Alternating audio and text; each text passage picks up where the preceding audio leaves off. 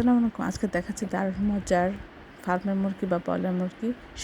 এটা সবাই রান্না করতে পারেন, কিন্তু অসাধারণ স্বাদের তৈরি করার জন্য কিছু টিপস লাগবে।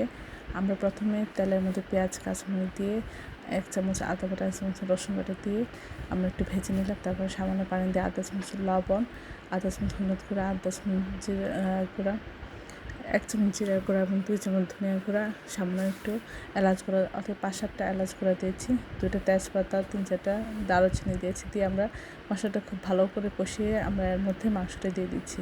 মাংসটা প্রথমে কিছুক্ষণ কষানো হয়ে গেলে আমরা এর মধ্যে আলু অ্যাড করব। আপনারা চাইলে নাও দিতে পারেন। বাচ্চাদের জন্য অল্প অল্প করে আমরা এখানে পানি দিব। কমপক্ষে 3-4 বার বা 4-5 বার পানি অল্প অল্প দিয়ে বারবার কষিয়ে কষিয়ে আমরা এটা রান্না করব। একবার বেশি জল দিব না, তাহলে এটা খেতে অসাধারণ হবে না।